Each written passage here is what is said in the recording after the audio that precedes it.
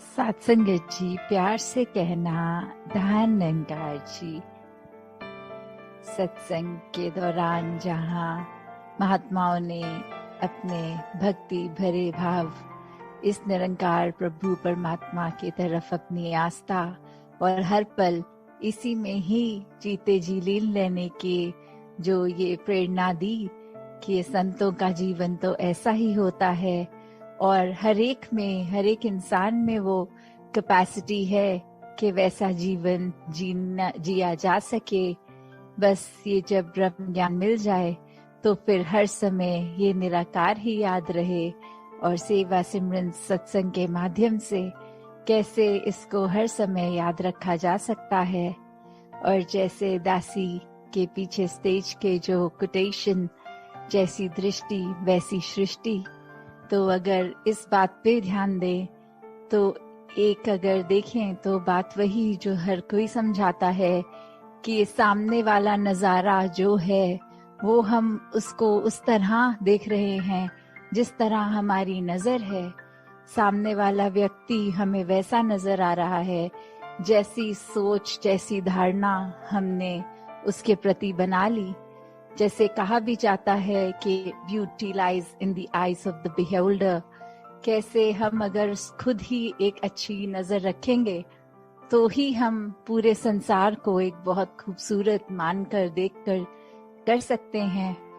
पर अगर इससे एक लेवल डीप और जाया जाए तो अक्सर जो हमारी दृष्टि होती है वो कितनी फ्लॉड होती है, उसमें कितनी कमियां होती हैं।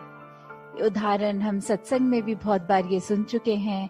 कि अगर कोई दिखता है सड़क के किनारे और नीयत हमारी होती है मदद करने की, तो हम उसको रोड तो क्रॉस करवा देते हैं और बाद में पता लगता है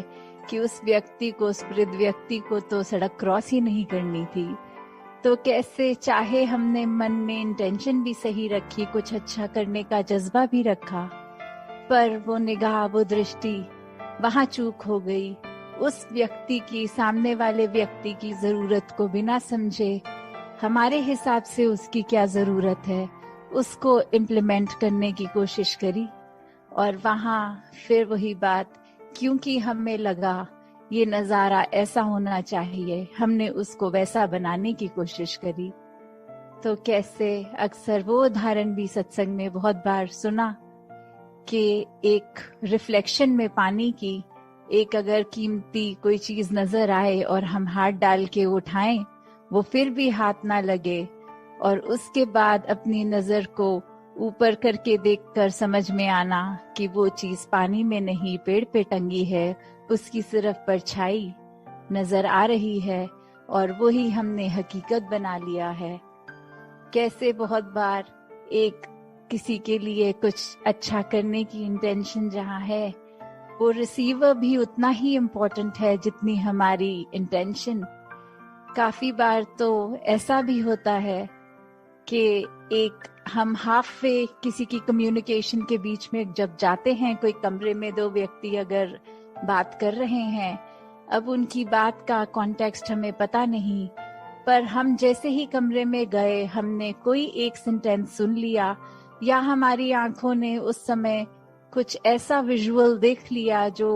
लगता है दिमाग को कि ये कुछ गड़बड़ है या कुछ चीज ठीक नहीं लग रही, पर उसके पीछे की एक जो बात है वो हमें पता नहीं होती। सिर्फ हमारी कानों ने जो एक वो पंक्ति सुन ली, हम अपने मन की धारणा से उसके ऊपर कितना कुछ आधारित कर लेते हैं। हमारे हिसाब से वो व्यक्ति भी खराब हो जाते हैं मन में, चाहे उनको डायरेक्ट ना कहा जाए, फिर भी हम उनके प्रति कितना भार अपने मन में बना के बैठते हैं कि वो व्यक्ति ऐसा कह रहा था, मेरे कानों ने खुद सुना है। तो काफी बार चीजें जो सुनाई देती हैं, जो दिखाई देती हैं, चाहे आंखों ने तो वो देखा, कानों ने वो सुना, फिर भी वो एक वैसी नहीं है। ये हमारी परसेप्शन, ये हमारे दिमाग का काफी बार ऐसे बोलते भी हैं कि लुक्स कैन बी डिसेप्टिव, कि कैसे हम जो देखते हैं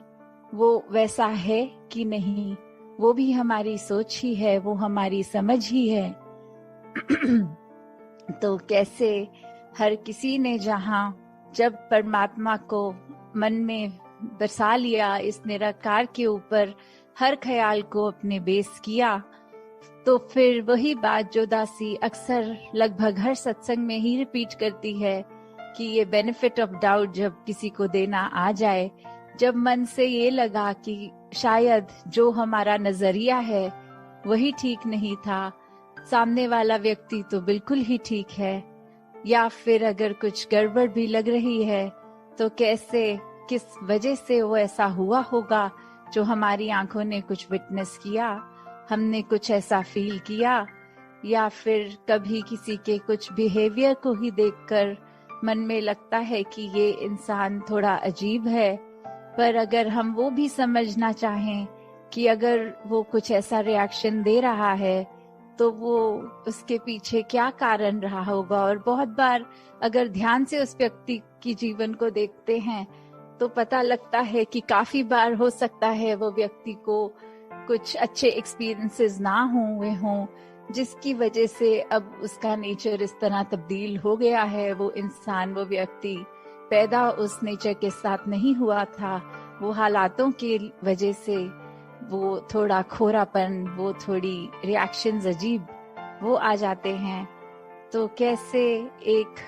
अपने आप को जहाँ स्थिर रखने की बात है कि दूसरों के रिएक्शंस, दूसरों का नजरिया, उस पे ना हम देखें, हम अपने अंदर अपना नजरिया, अपनी दृष्टि